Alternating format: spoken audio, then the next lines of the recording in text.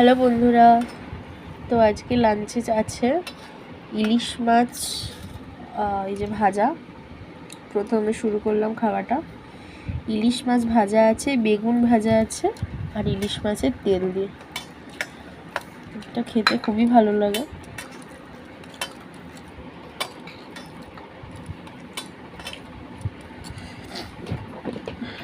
আর ইলিশ মাছটার টেস্টও খুব ভালো আছে মাছটা।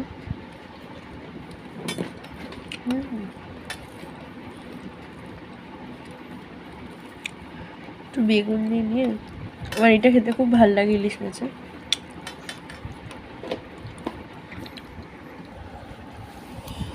এর পরের মেনুই হলো পটল চিংড়ি। দেখো কত চিংড়ি পড়েছে পাতে।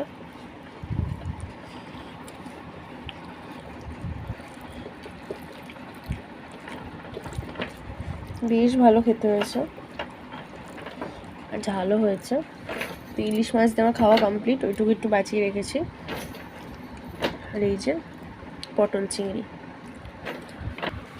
এরপর যেটা সোস টপার আছে সেটা হলো ইলিশ মাছের ভাপা, নারকেল দিয়ে সর্ষে দিয়ে। এটা হচ্ছে পেঁয়াজ, পোস্ত আর দই আর নারকেল দিয়ে করা ইলিশ ভাপাটা, খুব ভালো হয়। তো নিয়ে নিয়েছি। আর ইলিশ মাছটা একদম অরিজিনাল, খুব সুন্দর স্বাদ, পদ্মার ইলিশ মনে হয়। তো এবার আমি খাবো। এই যে 2 পিস মাছ, এবার ভালো করে আমি মেখে নেব পেঁয়াজগুলো দিয়ে। খুব ভালো খেতে হয় এরমভাবে ভাপা করলে, সবাই বানাবে। মাছটা জাস্ট দেখুন, আহা!